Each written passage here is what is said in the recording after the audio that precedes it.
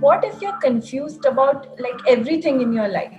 You know, let's say if there is a small thing, if you're confused about ice cream, it is okay.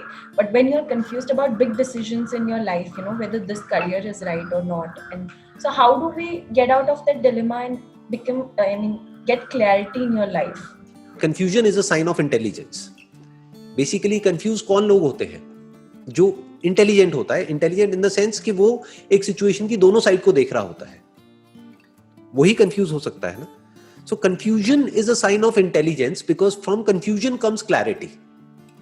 Problem क्या है, अगर हम confusion को negative समझने लग जाएंगे तो होगा क्या, जैसे ही हम एक कंफ्यूज स्टेट ऑफ माइंड में जाएंगे तो बजाय हम खुश होने के हम और परेशान हो जाएंगे. हम चाहेंगे कंफ्यूजन ना हो, फिर हम उल्टे सीधे डिसीजंस लेने लग जाएंगे. तो व्हेनेवर यू आर कंफ्यूज्ड तो उसको एक तो पॉजिटिवली लो. अच्छा है कंफ्यूजन है, अच्छा है कि समझ नहीं आ रहा है कि मैं क्या करूं. दैट मीन्स कि आप दिमाग लगा रहे हो. दैट मीन्स आप सोच समझ करके डिसीजन ले रहे हो, बिना सोचे नहीं ले रहे हो. जो बेवकूफ लोग होते हैं वो कभी भी कंफ्यूज नहीं होते. जैसे आप कभी किसी टेररिस्ट को कंफ्यूज नहीं देखोगे, उसको बिल्कुल क्लियर है कि उसको क्या करना है, क्यों करना है, वो किसके लिए कर रहा है, उसको सब कुछ पता है. There is no confusion, there is no doubt in his mind whatsoever. But अगर एक सेन माइंड होगा, एक लॉजिकल माइंड होगा, उसमें कंफ्यूजन आना ही आना है. सो जब भी कंफ्यूजन आए आराम से पेपर पेन लो और जो भी सिचुएशन है उसके प्लस माइनस लिखते चले जाओ. ये हम नहीं करते हैं. हम क्या करते हैं, माइंड में ही उलझे रह जाते हैं. अपने अंदर ही हम कुछ बोलते रहेंगे तो वो और कंफ्यूजन बढ़ता चला जाता है. वो बुरा है. कंफ्यूजन बुरा नहीं है, क्योंकि कंफ्यूजन हमारा दोस्त है. वो हमारे माइंड के लिए एक तरीके की एक्सरसाइज है. जैसे बॉडी के लिए एक्सरसाइज होती है ना, तो माइंड के लिए क्या एक्सरसाइज है? यही तो है कि दो ऑप्शंस आ गए हैं आपके सामने, दो रास्ते आ गए, आप चुनो. दोनों में से क्या करोगे क्या नहीं. दोनों के अपने प्लस माइनस है. दोनों में यू कांट बी 100% श्योर, तभी कंफ्यूजन हो रहा है. यू आर नॉट श्योर कि ये करूं या ये करूं, इसमें ये हो सकता है, इसमें वो हो सकता है. तो पेपर पेन लो, आराम से बैठ करके लिखो, एक एक चीज को बारीकी से देखो कि इसके प्रोज एंड कॉन्स क्या हैं. जो मेरे 2 डिसीजंस हैं या 3 डिसीजंस हैं, उसमें से किसमें जो नेगेटिव जो आउटकम है उसके आने के चांसेस कम से कम है और पॉजिटिव आउटकम आने के चांसेस बहुत ज्यादा है.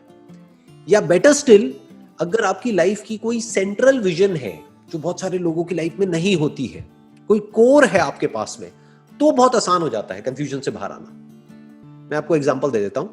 जैसे अगर आपका माइंड क्लियर है कि this is what I want from my life, this is why I am alive, तो आप उससे कनेक्ट करके देखो उन 2 डिसीजंस को, कि वो जो आपकी लॉन्ग टर्म विजन है कि आने वाले 10 साल बाद, 20 साल बाद, जैसे भी आप अपनी लाइफ को देखते हो, उससे क्या कनेक्ट हो रहा है. अगर उससे कनेक्ट नहीं हो रहा है और शॉर्ट टर्म में आपको प्रॉफिट भी हो रहा है तो छोड़ दो, क्योंकि वो आपको आउट ऑफ ट्रैक ले जा रहा है, वो आपको भटका रहा है. बट अगर आपकी वो लॉन्ग टर्म विजन से कनेक्ट हो रहा है तो फिर कर दो. लाइफ में अगर इफ यू रियली वांट के डिसीजंस क्विक हो जाए, मतलब ज्यादातर लोग चाहते हैं बट समझते नहीं है कि कैसे होगा, कि मतलब if you want to take instant decisions, 1 second में डिसीजन लिया, हाँ तो हाँ, ना तो ना, तो वो कैसे होता है? सबसे पहले आपको अपने लिए डिफाइन करना होता है that what is it that I want from my life, कि मुझे अपनी लाइफ से चाहिए क्या है. फॉर एग्जाम्पल, अगर आपके लिए है पीस ऑफ माइंड, तो आप ऐसे लोगों से दूर रहोगे जो भी आपकी माइंड की पीस को अननेसेसरली डिस्टर्ब करते रहते हैं. जैसे कुछ लोगों का नेचर होता है लड़ने झगड़ने का, उनको मजा ही उसी में आता है. राइट? हमारी फैमिली में भी होते हैं, फ्रेंड सर्कल में भी होते हैं, रिलेटिव्स में भी होते हैं. तो ऐसे लोगों से आप अपने आप ही एक डिस्टेंस मेंटेन कर लोगे, क्योंकि वो आपके लाइफ के सेंटर पॉइंट से कनेक्ट नहीं होता है. चाहे उससे आपको कितना भी फायदा हो रहा हो, आप कहोगे नहीं भैया मेरे को इससे दूर ही रहना है, थोड़ा फाइनेंशियल लॉस भी होगा कोई बात नहीं, बट मुझे इन चक्करों में पड़ना ही नहीं है. तो उससे बड़ा आसान हो जाता है सब कुछ. अगर आप थोड़ा सा डीपली समझोगे ना, हम कंफ्यूज क्यों होते हैं, ये जो कंफ्यूजन होता है ना, इसके पीछे जो जड़ होती है वो होते हैं 2 अपोजिंग थॉट्स. एक तरफ से ग्रीड चल रही होती है, एक तरफ से फियर चल रहा होता है. एक तरफ से हमारे अंदर एक डिजायर होता है काम को करने का, लेकिन एक डर भी कहीं ना कहीं उसके साथ में जुड़ा होता है, उसके कॉन्सिक्वेंसेस की वजह से. तो अगर आपने डिफाइन कर लिया है कि मेरी लाइफ का सेंटर पॉइंट क्या है, कि why I am doing what I am doing, तो फिर डिसीजंस बड़े आसान हो जाते हैं। फिर वो ग्रीड आपके ऊपर हावी नहीं हो सकती और डर कोई है ही नहीं वहां पर। For example, if somebody comes to me, जैसे अगर मैं आपको अपना एग्जाम्पल दूं, हो सकता है आप उससे अपने आप को रिलेट करके देखोगे।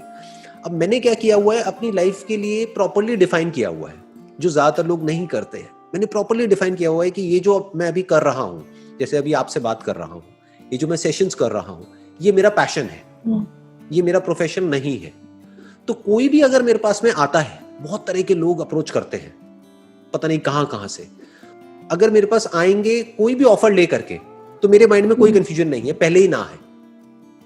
अब वो चाहे मेरे को 10 लाख ऑफर करे, चाहे 1 करोड़ ऑफर करे, चाहे 10 करोड़ ऑफर करे, कुछ भी ऑफर करे, ना है तो ना है। क्यों? क्योंकि ये मेरा पैशन है। पैशन मतलब क्या? बिल्कुल एक प्रेयर के जैसा है कि भाई अगर हम प्रे करते हैं कहीं जा करके मंदिर में या कहीं पे, तो हम उसके पैसे थोड़ी मांगते हैं, राइट? तो मेरा माइंड क्लियर है कि ये मेरा पैशन है, ये मेरा प्रोफेशन है, कि ये जो मेरा काम है, दैट इज इमेजेस बाजार, वो मेरा प्रोफेशन है। तो मैं इन दोनों चीजों को कभी भी मिक्स नहीं करता हूं, तो माइंड में कोई कंफ्यूजन नहीं है।